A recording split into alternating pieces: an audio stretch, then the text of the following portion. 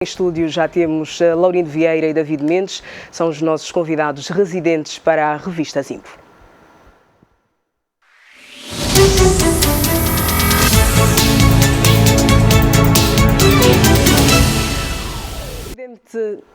O Presidente da República anunciou esta terça-feira uma revisão pontual da Constituição com o objetivo, entre outros, de clarificar os mecanismos de fiscalização política, dar direito de voto a residentes no estrangeiro e eliminar o princípio de gradualismo nas autarquias. Os partidos políticos da oposição valorizam a iniciativa do chefe de Estado, mas levantam algumas dúvidas em relação ao processo. A Constituição angolana será revista 11 anos depois da sua entrada em vigor. A proposta é do Presidente da República, que fala da necessidade de se adaptar à lei magna aos novos desafios do país. Depois de uma profunda reflexão e de um estudo aturado, mas sobretudo da experiência resultante da sua aplicação, nos termos do artigo 233 da Constituição da República de Angola, decidi tomar a iniciativa de revisão da Constituição, cujos termos serão vistos na presente sessão do Conselho de Ministros e posteriormente remetidos à Assembleia Nacional para os devidos efeitos. A revisão pontual da Constituição, diz o Presidente da República, visa a preservação da estabilidade social e da consolidação dos valores fundamentais do Estado Democrático e de Direito. João Lourenço não anuncia datas para a conclusão deste processo, mas sinaliza as questões que pretende ver esclarecidas na Constituição. Clarificação do modelo de relacionamento institucional entre o Presidente da República, enquanto titular do Poder Executivo, e a Assembleia Nacional no que respeita à fiscalização política. Consagração do direito de voto aos cidadãos angolanos residentes no exterior. Afirmação constitucional do Banco Nacional de Angola como entidade administrativa independente do Poder Executivo. Eliminação do princípio do gradualismo como um princípio constitucional condutor do processo de institucionalização efetiva das autarquias locais.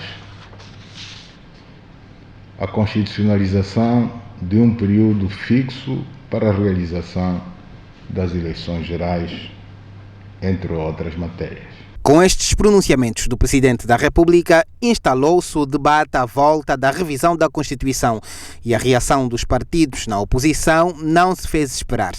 O PRS valoriza a iniciativa e destaca a eliminação do princípio do gradualismo no processo das autarquias. O gradualismo é mesmo o ponto fraturante para a realização das eleições autárquicas entre a oposição e o partido que governa.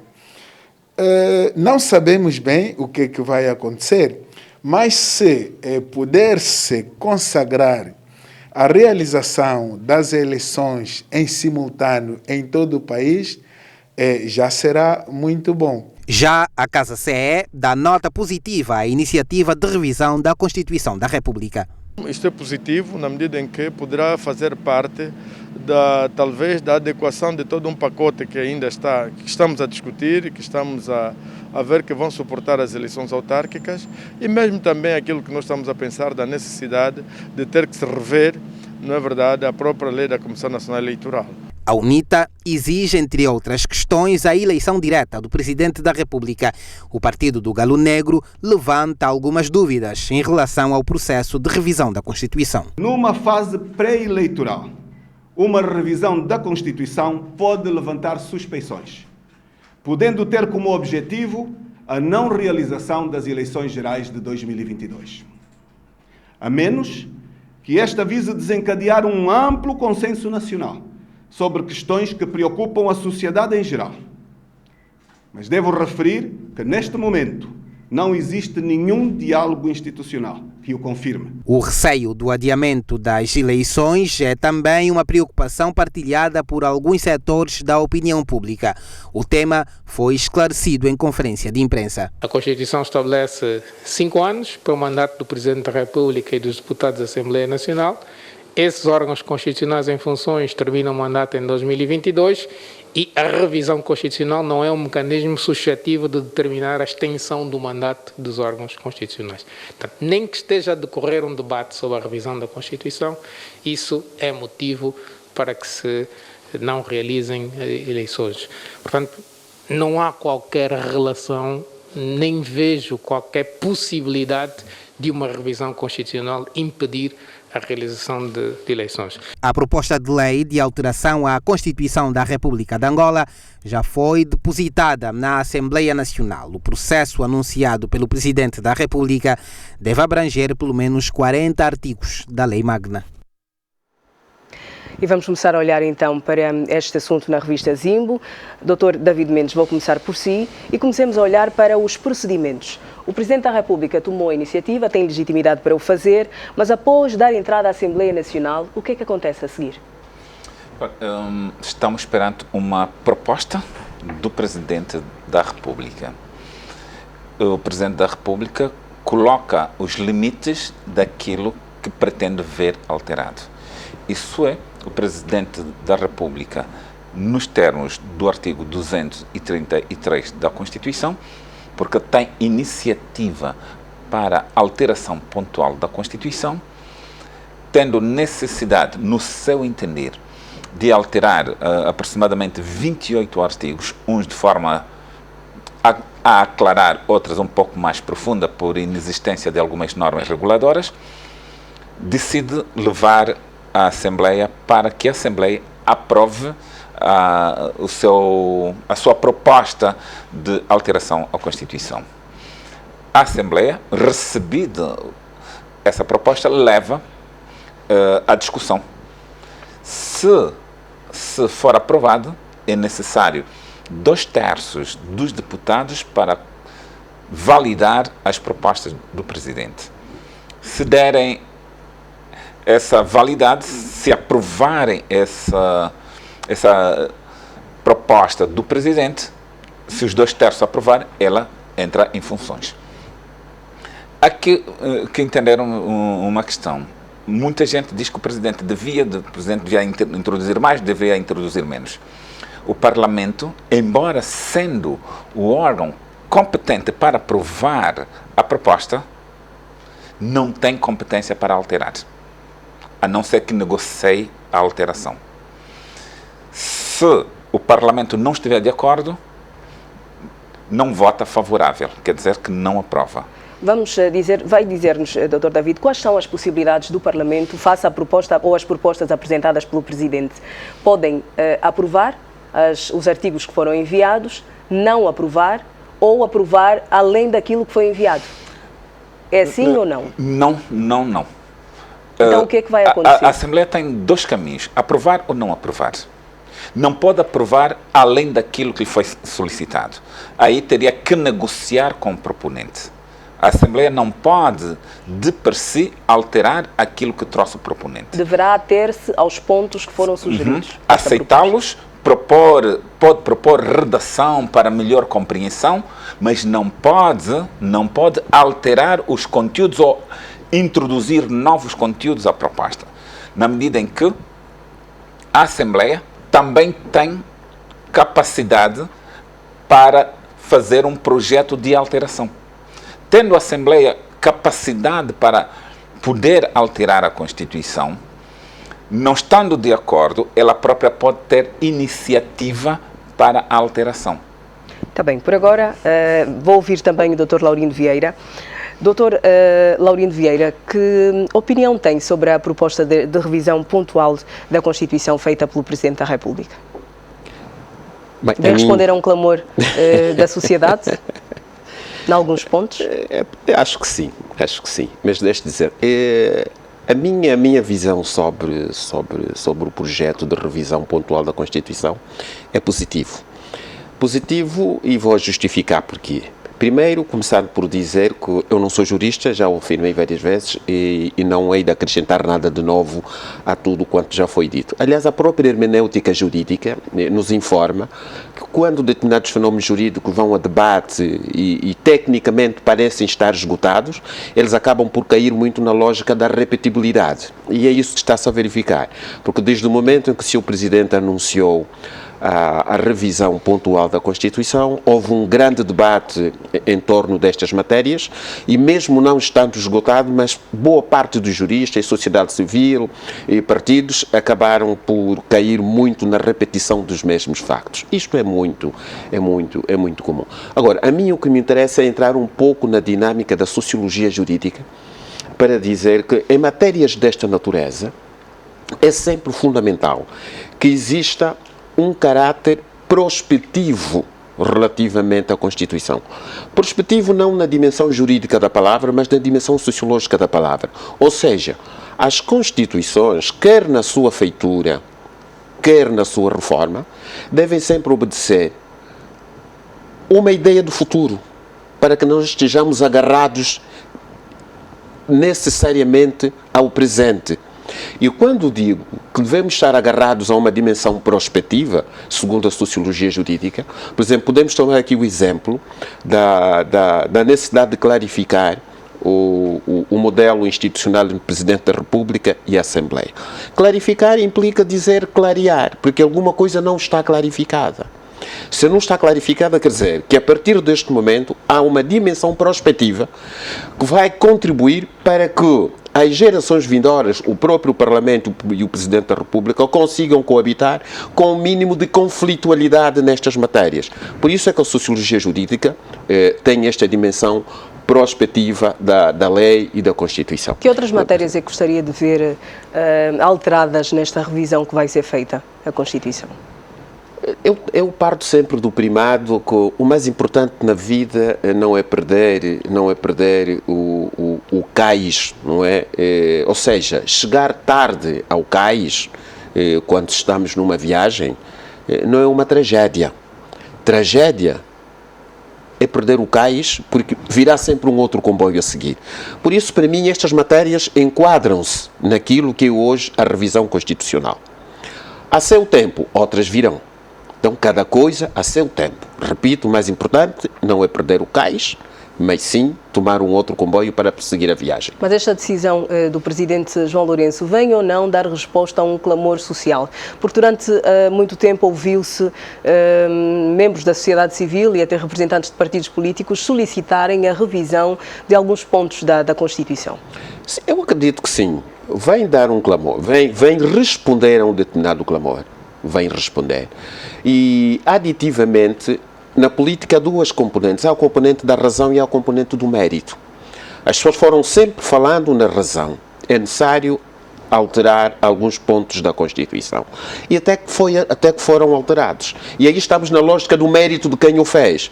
Porque muitas vezes as pessoas clamam, mas outros não ouvem. E aqui temos que, não no sentido de gratificar, mas no sentido de reconhecer que este clamor foi ouvido. Então, estamos entre a lógica da razão, de quem reclamou, e a lógica do mérito de quem o fez. Dr. David, dos vários pontos enumerados pelo Presidente da República para esta revisão pontual, tem a questão do BNA, tem a questão da fiscalização parlamentar ao Executivo, mas há também a possibilidade dos angolanos votarem no exterior do país. E eu quero que olhemos sobretudo para esta e depois vamos olhar para outro ponto ligado à fiscalização. Deixa aqui chamar a atenção uma coisa. O Presidente não é o único que tem capacidade para fazer alteração pontual. Eu lamento quando diz que os políticos também clamavam. Não, os políticos têm assento no Parlamento. O Parlamento tem iniciativa. Então, começa aqui a parecer que os políticos influenciaram o Presidente. Não, o Presidente usou um direito constitucional que ele tinha de o fazer. Os políticos têm um espaço que é a Assembleia Nacional. E 1/10 ou um terço dos deputados podem requerer a alteração constitucional. Então, há aqui uma tendência das pessoas tentarem fazer crer que fizeram uma pressão ao presidente e o presidente atendeu à pressão. Não é verdade. Mas quais pessoas é a leitura que faz da minha abordagem? Sim, como apresentou. Não é? Não. Porque quem representa a população, o eleitor, são os deputados. E os deputados, nos termos do artigo 233, têm capacidade de requerer a alteração constitucional. Por isso, não se podem eximir da responsabilidade de não terem feito. É preciso que também tenhamos aqui... Isso é muito importante, né? Porque eu estou a ver, já vi políticos, incluindo líderes políticos, a dizer deveria fazer mais. Não, espera aí. Este é o limite que ele achou conveniente. Quem quiser mais, vá no lugar certo e peça. Então, não podemos estar aqui a fazer esse jogo muito subtil para se tirar proveito daquilo que você não teve iniciativa. É preciso que os políticos assumam a sua iniciativa. Pastor David Mendes, é uma questão muito simples. Primeiro, em momento algum eu disse que houve influência, embora eu reconheça que ninguém está imune à influência social. Todos sofremos influência social, quer ao pormenor mínimo, quer ao pormenor máximo. Em política, há pressão e há influência social. É evidente que ao longo destes anos, muitos políticos falaram sobre isso. O senhor sabe que é verdade. Sim, mas não tiveram iniciativas. Ninguém está a dizer o contrário. Ninguém está a dizer o contrário. Aqui a vantagem, é isso que eu dizer, é a relação entre a razão e o mérito. O mérito é o que eu disse. Cabe a quem fez a reforma. E o mérito, neste caso, cabe ao Presidente da República. Embora, na verdade, alguns tenham reclamado, tenham falado, mas a decisão coube ao Presidente da República. É a ele que cabe os méritos. Ou o mérito, perdão. Bem, íamos para a questão da possibilidade de voto no exterior. E a questão é a seguinte: que logística será necessário obter para que seja uma realidade o voto no exterior? Das 28 alterações que o Presidente propõe, há uma alteração que é, primeiro, o modelo de inscrição. Como é que as pessoas se inscrevem, como é que as pessoas são inscritas para serem eleitores. Retirou-se da Comissão Nacional Eleitoral e passa agora para a Administração do Estado. O órgão competente que for determinado da Administração do Estado será esta a fazer o registro. Mas o registro exige bilhete de identidade, Dr. David Mendes? Não. Não? Não, porque a lei permite que as pessoas façam registro mediante testemunhas. Os que estão no estrangeiro será nas embaixadas. Deverão registar-se como eleitor nas embaixadas. Que documentação é que eles deverão utilizar? Normalmente, quem está a viver no exterior do país tem o chamado registro consular. Em princípio, as pessoas que têm registro consular são pessoas que residem naquele espaço territorial. Ok. Dr. Laurindo, quero ouvi-lo em relação a isso também, a possibilidade de voto no exterior do país. Primeiro dizer que o direito ao voto dos nossos concidadãos que estão no estrangeiro é bem-vindo, porque o ato de votar e ser eleito é uma das características fundamentais no processo democrático. Ora, relativamente às questões de natureza técnica, e já foram abordadas pelo Dr. David Mendes, e é verdade, o indivíduo que está a viver num país tem que ter uma inscrição consular, ou seja, tem que estar reconhecido como cidadão angolano, residente naquele país, e por isso está reconhecido.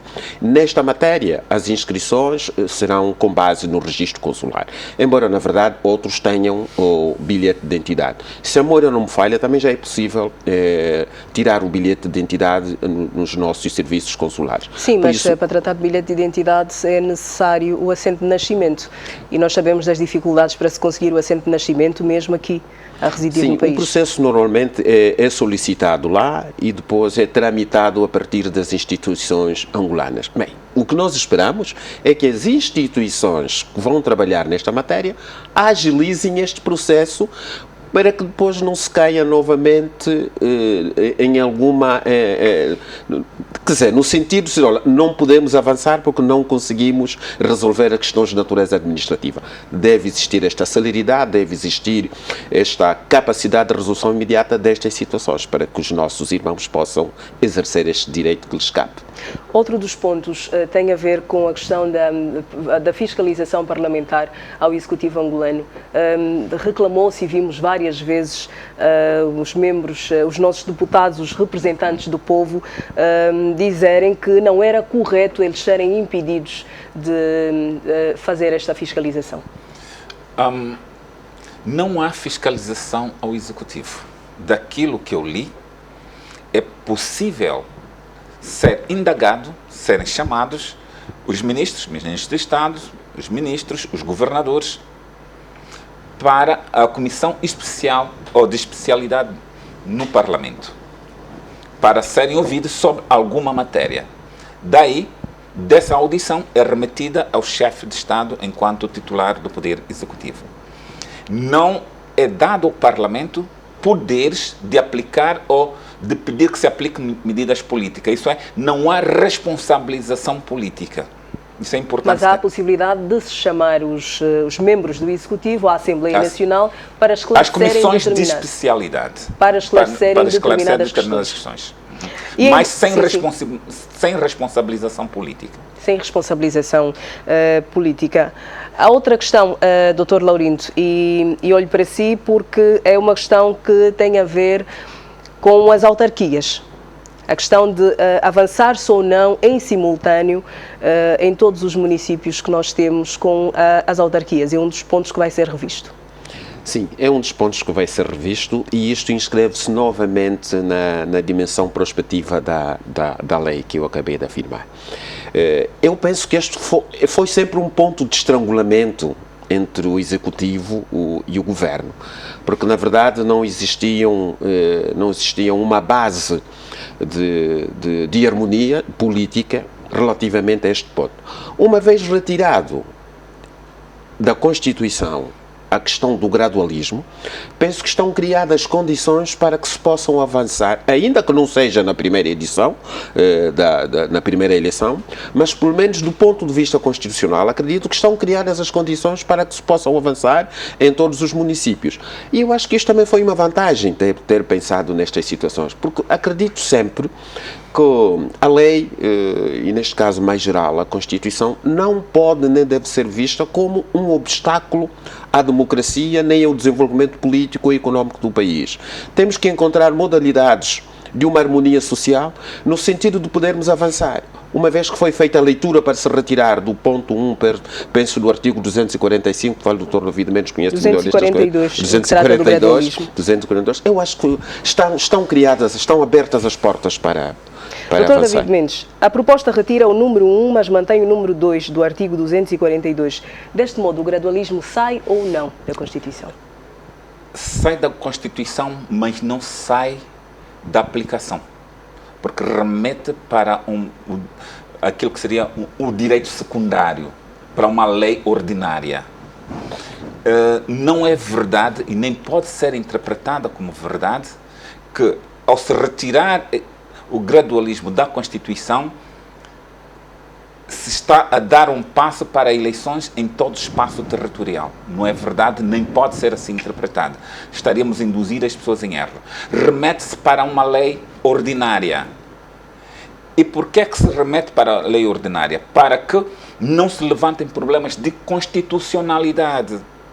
Saindo essa matéria da Constituição, não poderá ser tratada como uma matéria inconstitucional. E onde é que estava o grande problema? É na interpretação se o gradualismo era territorial ou o gradualismo era funcional. Retirado isso da Constituição, remetendo para a lei ordinária, vai permitir que os deputados encontrem a melhor solução. Então, não se pode dizer aqui, não se pode afirmar aqui, estaríamos a induzir as pessoas em erro, de que, ao se retirar da Constituição este artigo, é porque se está a declarar que as eleições serão em todo o espaço nacional. Não é verdade. É só uma questão breve. O maior problema hoje da hermenêutica jurídica, ela ter entrado em crise em função da interpretação do próprio texto jurídico. Mais do que facilitar, a hermenêutica, não a hermenêutica jurídica, mas mais do que facilitar, complica não só em função da hermeticidade da linguagem, porque a linguagem jurídica enquadra-se na chamada dimensão materialista da linguagem, porque a linguagem é tudo menos consensual. E isto obriga a que os juristas... Aliás, nós vimos um debate na Zimbo a semana passada. Juristas a discutirem o mesmo elemento e cada um... Foi o debate livre. O debate livre. E cada um a ter a sua visão sobre o mesmo fenómeno. Então, nós temos que rever, talvez, a hermenêutica do direito. Porque não é uma questão de induzir a erro as pessoas. A interpretação de um determinado conceito pode ter várias leituras. Então... Mas quer dizer o quê? Que não, tem mesmo a ver com a interpretação? Ou quer dizer que os juristas comunicam mal? Não é que comunicam mal, mas têm que rever alguma hermenêutica do direito para que se evite essas leituras contraditórias em relação a um mesmo fenómeno. Não é? Então, isto é muito bom.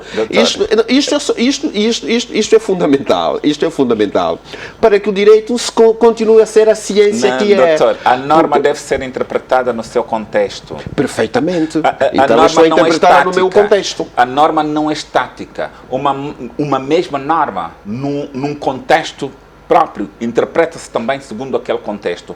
Porque o legislador nem sempre tem previsão do que é que pode vir a acontecer. O legislador, a criar a norma, ele tem uma visão do momento, mas o futuro vai trazer circunstâncias diferenciadas daquela que foi analisada. Está-me a dar razão quando eu falo da dimensão prospectiva da questão jurídica. E depois, e aqui outra coisa, doutor, é necessário abrir as janelas do presente para que se possa olhar o futuro no presente. Não. É preciso também fazer outra... Esta é a dimensão sociológica do direito. A outra visão. Eu, enquanto advogado, se estiver a defender um réu, eu tenho uma interpretação diferente da norma. Se for o assistente da vítima, tem uma interpretação diferente da norma. É a interpretação segundo os interesses. Não se pode interpretar uma norma sem se ter em causa os interesses. Então justificam-se os pareceres diferentes dos vários juristas e constitucionalistas da nossa sociedade? Justifica a crise da hermenêutica jurídica. Um indivíduo que defende o partido que estiver no poder tem uma interpretação diferente do que está na oposição. Ou tem uma interpretação diferente em função daquilo que lhe interessa. É aí que eu falo, é a interpretação segundo as circunstâncias, segundo os interesses e segundo também a convivência social. Mas é isso que eu estou a referir. Por isso é que a interpretação da norma, não só da norma, mas da interpretação do direito, é de extrema complexidade, não é? E isto é visível até na discussão dos próprios juristas, que muitas vezes quando nós interpretamos em função da linguagem que lá está, não implica dizer que estejamos a querer induzir as pessoas a erro. É a interpretação imediata do fenómeno em função daquilo que lá está. Para um não jurista, como é o meu caso. Sabe porquê, doutor? Porque o direito é a vontade do político transformada em lei. Mas só do político? Sim. É a vontade do político. A política é que vai determinar em última instância o que é que deve prevalecer como norma jurídica. Ainda bem que não fiz direito. E nós vamos continuar então a olhar porque para... Nesta perspectiva, com todo o respeito pelos juristas, eu acabo por olhar para o direito como aquela ciência do interesse e acabo por retirar o próprio conceito de ciência, porque a ciência não tem este problema. Bem, já vi que nós, se continuarmos a falar de ciência, não vamos terminar agora, precisamos é continuar. E outro dos pontos que mereceu a atenção para esta revisão pontual que será feita à Constituição prende-se com a autonomia do Banco Nacional de Angola, que deverá ser independente do poder político. Comece por si, Dr. Laurindo. Uma vez mais, como não jurista, como cidadão atento, eu a acompanho e digo que esta medida é extremamente interessante, quer do ponto de vista político, quer do ponto de vista da criação, não só da autonomia, mas também no sentido de se poder perceber que não há um atrelar, chamemos-lhe assim, do governo do banco em relação ao poder político. Não há ou vai deixar de haver? Não, quer dizer, lá está, vai deixar de haver, mas eu aqui falo como se já a aplicabilidade já estivesse a funcionar. É evidente que vai deixar de haver. Porque, veja o seguinte, há aqui uma situação que é extremamente interessante. Termina o poder do Presidente da República, mantém-se o poder do Governador do Banco, que só termina depois de uma próxima eleição. E isto é extremamente interessante. Dr. David Mendes, o facto de já não ser o Presidente da República daqui para frente, após ser aprovadas essas alterações, a escolher, a indicar o Governador do Banco Nacional de Angola, vai dar de facto esta soberania ao Banco Nacional, tendo em conta todos os escândalos e situações que fomos acompanhando nos últimos anos ligadas à gestão do Banco Nacional de Angola? Há aqui uma interpretação negativa. O banco deixa de depender do poder executivo, não deixa de depender do poder político. Porque quem nomeia o governador do banco é o Presidente da República, ouvido a Assembleia Nacional. A Assembleia Nacional não é um órgão de economia, não é um órgão que tem a ver com finanças, é um órgão político. Quer dizer que, ao ouvir a Assembleia Nacional, está a ouvir a opinião política dos partidos aí representados. Por isso, não é verdade que a independência do Banco Nacional retira o Banco Nacional de qualquer dependência política. Mas não foi isso que eu disse. Ou está a refutar, a opinião geral? Não, é só para saber. Não se preocupe, eu estou a fazer a minha análise. Não, podia estar a refutar alguma coisa que eu terei dito, que eu não terei dito, era só isso. Então, só para clarificar. O que é que o Presidente quer? Que a partir de agora, o Governador do Banco Nacional, com poderes independentes, porém, estar sujeito à nomeação do Presidente da República, ouvido a Assembleia Nacional. Muita gente diz, ouvir a Assembleia Nacional quer dizer nada. Não. Quando se diz ouvido a Assembleia Nacional, é ir buscar um parecer favorável. Mas esse parecer não é vinculativo. Politicamente é vinculativo. Se a Assembleia Nacional diz, este não serve, o Presidente Nacional não vai chocar com a Assembleia Nacional para manter a harmonia dos poderes. Ok, vamos passar para um outro tema. As primeiras doses das vacinas AstraZeneca chegaram a Luanda na tarde da última terça-feira. São 624 mil doses provenientes da Índia. Por volta das 12 horas chegava a Luanda a aeronave com as primeiras 624 mil doses provenientes da Índia. No aeroporto internacional 4 de fevereiro, estavam, para além da Ministra da Saúde, Sílvia Lutucuta, e secretários de Estado do setor, a Governadora da província de Luanda, representantes da União Europeia e do Unicef, bem como jornalistas de diferentes órgãos de informação do país e do estrangeiro, para testemunharem este momento ímpar no atual contexto da pandemia da Covid-19. Angola recebeu 624 mil doses de vacinas contra a Covid-19 de origem indiana, no âmbito da ação da COVAX, depois do Ghana e da Côte d'Ivoire. A União Europeia e o Unicef saúdam a iniciativa.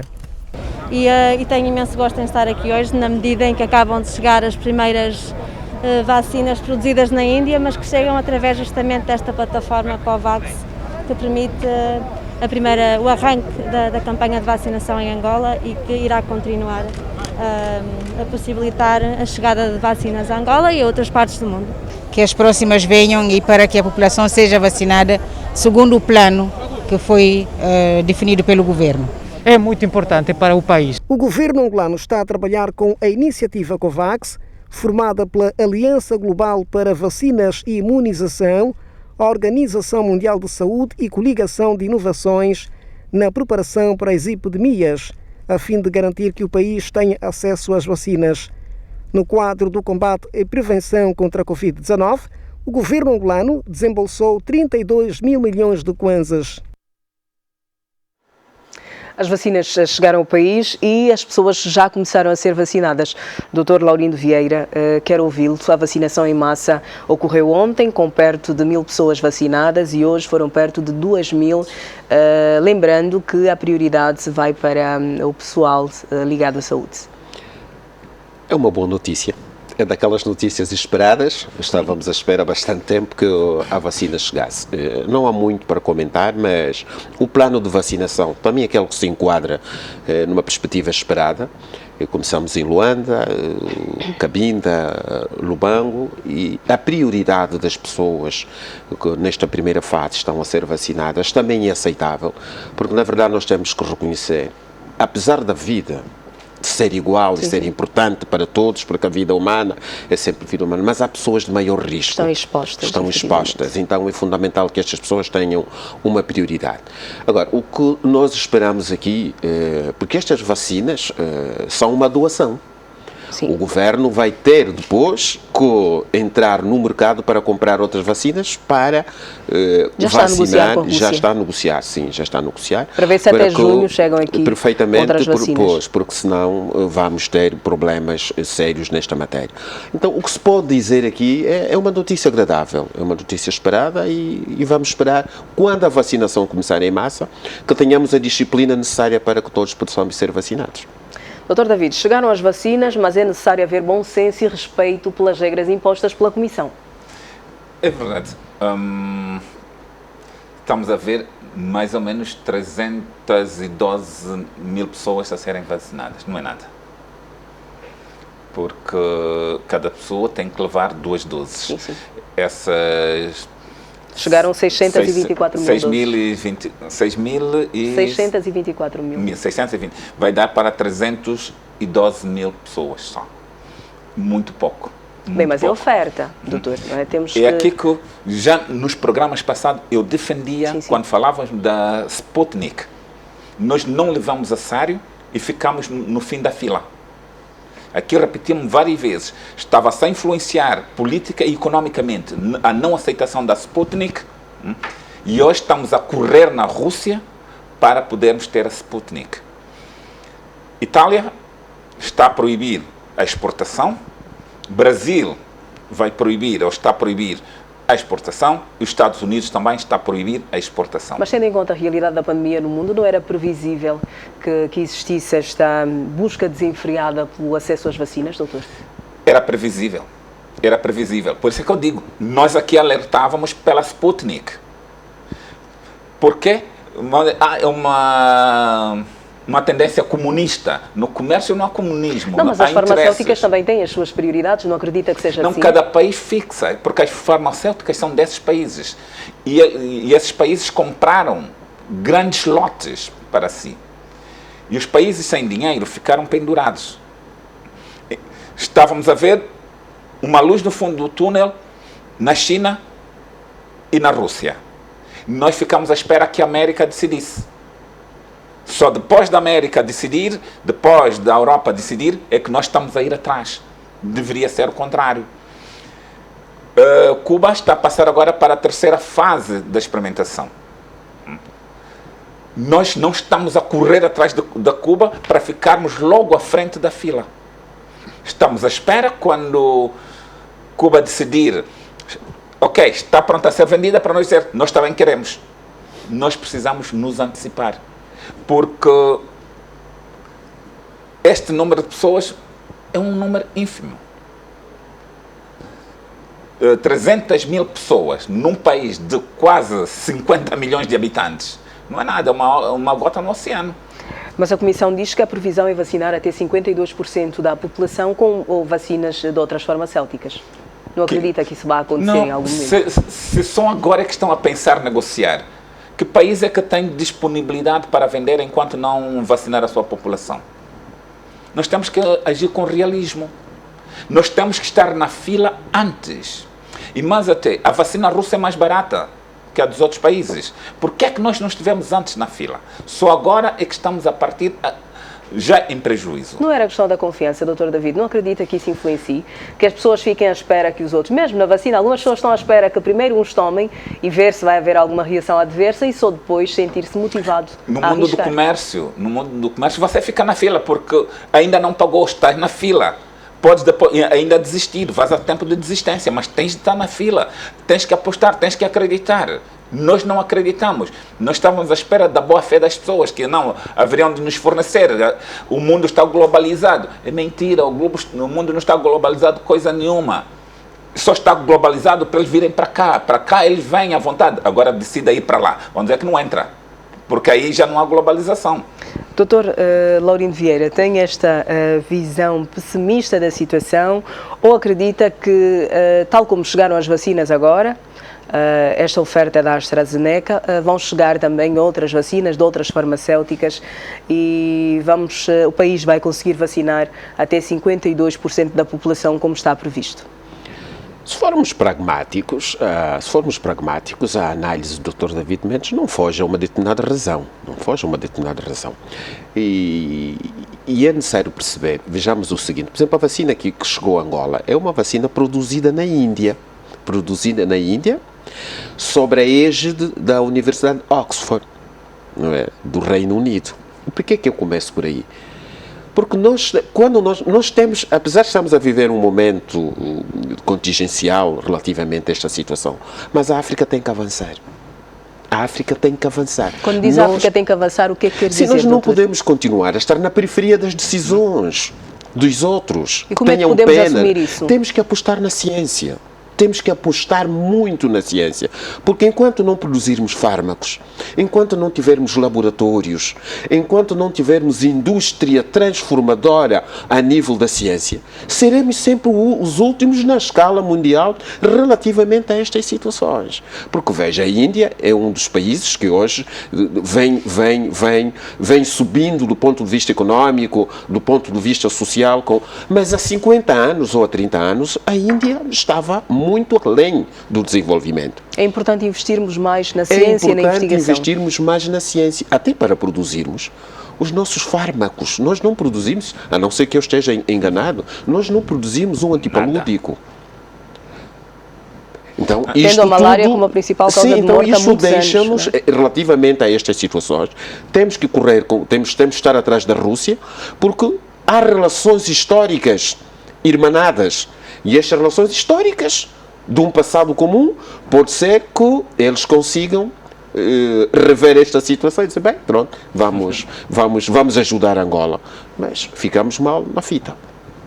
Bem, vamos continuar olhando para um outro tema. O Presidente da República defendeu uma resposta inovadora e ambiciosa à crise provocada pela pandemia da Covid-19.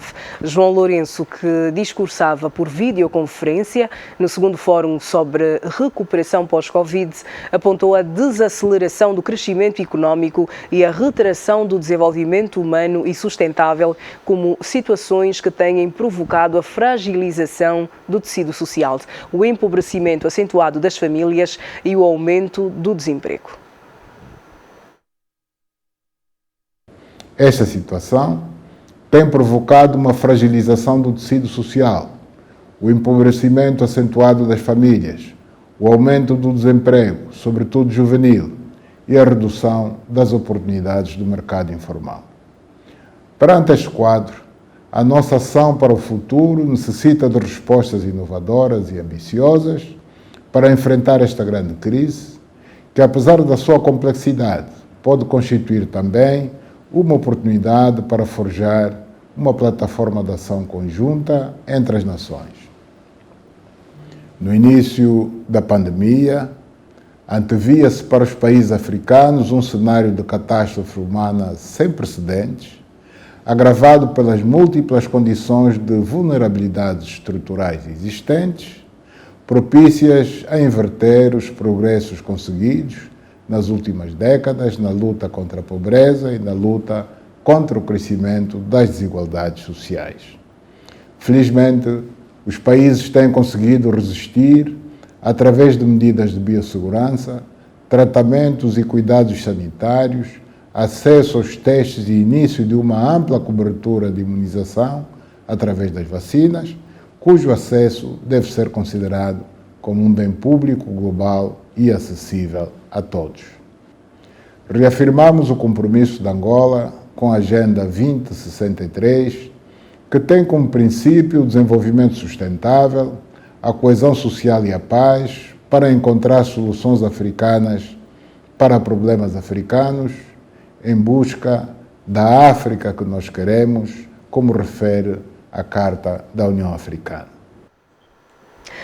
Bem, vamos olhar para algumas das questões levantadas pelo Presidente ao discursar nesta conferência, onde reconheceu que a pandemia acabou por trazer às economias dos países o aumento da pobreza, sobretudo entre a juventude. As famílias perderam muito o poder de compra, alguns ficaram desempregados e é por aí, Dr. David, eu começo por si para saber se a juventude está entre a franja mais atingida nesta situação provocada pela pandemia da Covid-19. A população africana é, na sua maioria, jovem. Então, com o Covid, vai demonstrar que não é possível dar emprego a esses jovens, ou um grande número, um número muito representativo de jovens perderam emprego.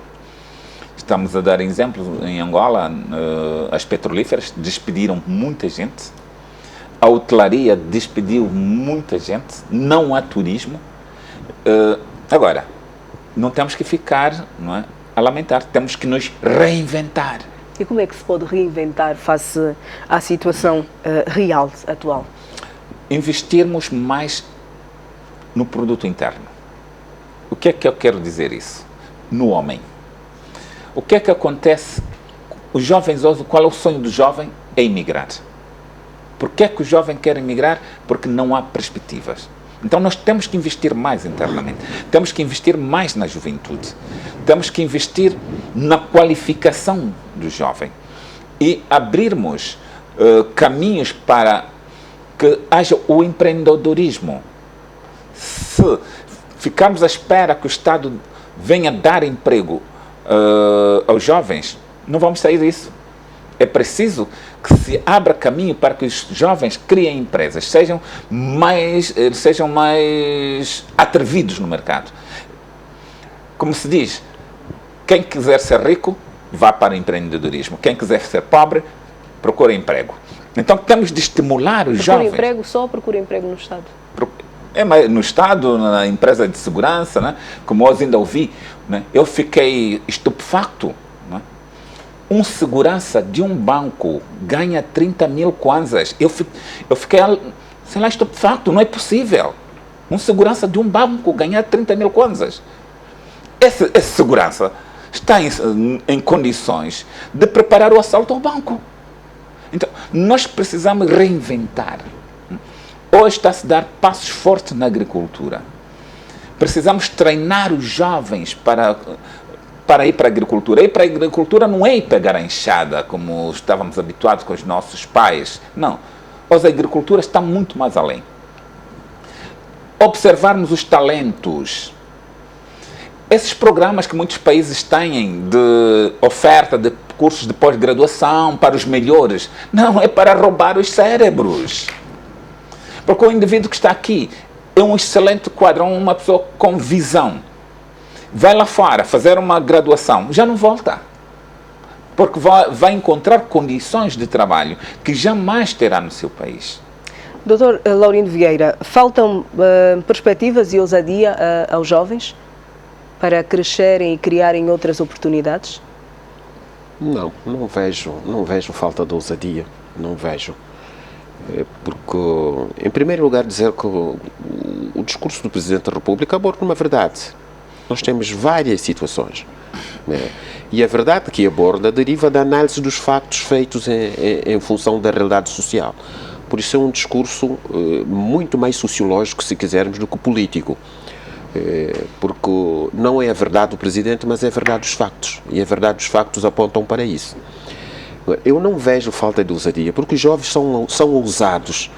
O que tem estado a faltar é mesmo oportunidades, mas também não podemos pensar que estas oportunidades vão surgir do nada. E neste momento, pela situação social que nós estamos a viver, uma das grandes saídas dos jovens é a agricultura. Mas os jovens, muito deles também não querem ir para o campo. Mas porquê? Sente que há preconceito em relação à agricultura? Não é que seja preconceito. O trabalho do campo, para além de ser um trabalho extremamente duro, é um trabalho que é uma área de produção pouco rentável. Veja, por exemplo, no período colonial, porque é que havia resistência, porque é que houve a baixa de caçãs? Porque as pessoas vendiam algodão, ou trabalhavam no algodão, mas o algodão só era vendido 1 ou 2 vezes. O mesmo acontecia com o café. Só se vende uma vez por ano o café. A mandioca, a batata, tem uma repetibilidade semestral. E enquanto ele não vender este produto, não tem como se alimentar. Então o doutor está por dentro. Estou por dentro. Dos ciclos de produção. Sim, estou por dentro dos ciclos de produção. Doutor, hoje, ainda hoje estava a ouvir uma reportagem, não é? Há uma empresa que está a produzir milho o ano todo. Hoje já não se espera a chuva. Nós temos que falar numa agricultura moderna, uma agricultura que não se espera a chuva. Temos que falar no agronegócio. Mas sabe qual é a conceito? Temos que falar assim, porque a relação entre a população e os produtos está numa decalagem terrível. Há mais pessoas que necessitam de alimentos do que alimentos a nível global. E quais são as consequências para a saúde desta agricultura moderna?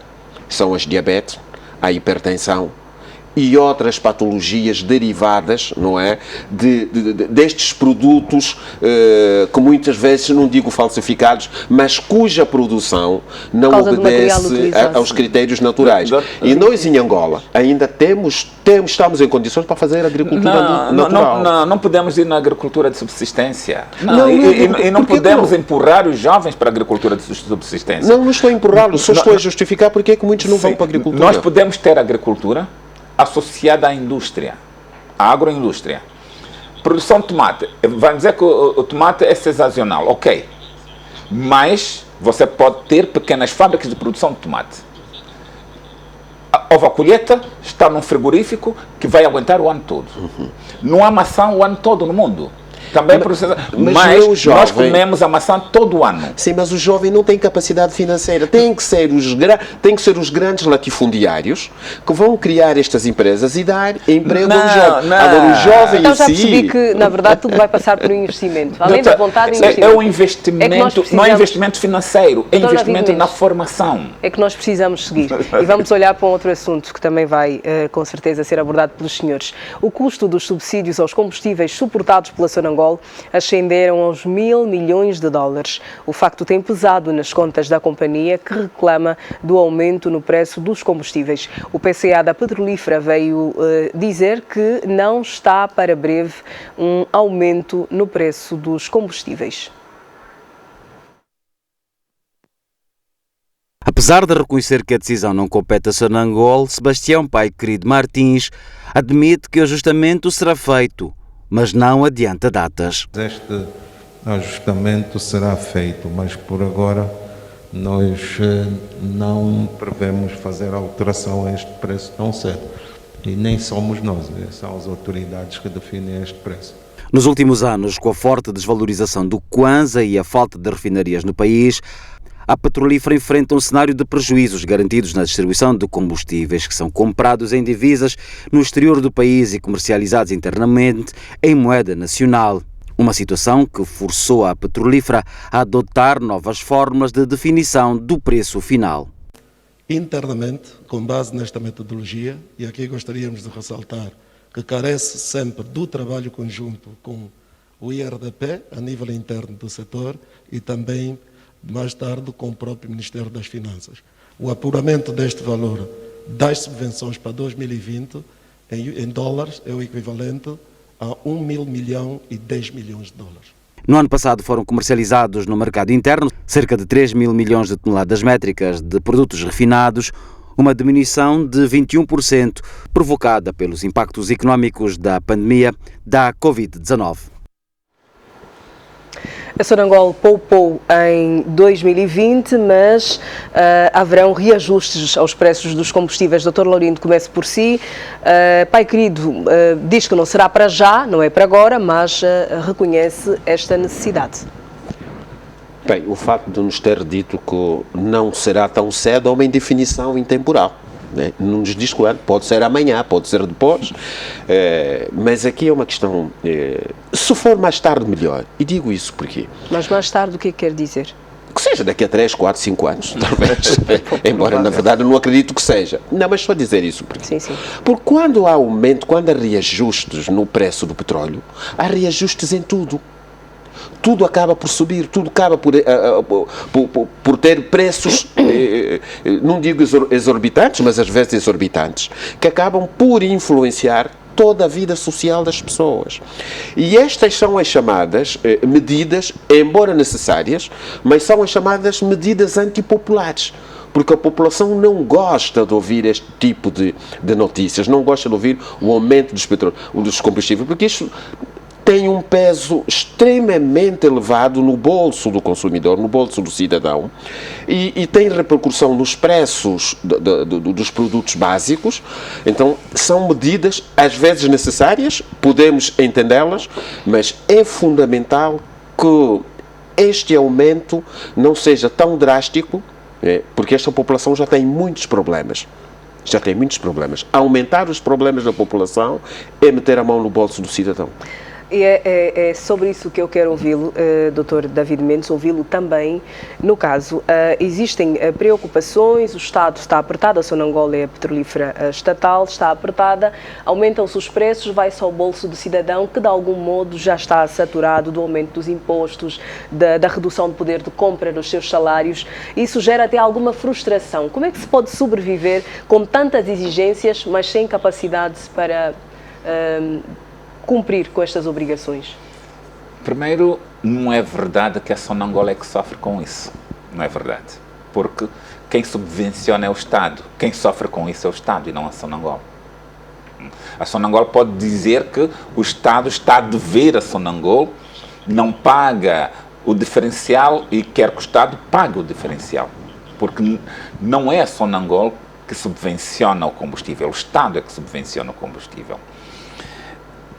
Embora ser necessário acertar-se o preço, por isso é que nós sentimos que o nosso combustível vai para o Congo, não é porque no Congo não há combustível. No Congo tem combustível, mas pagam o preço do mercado.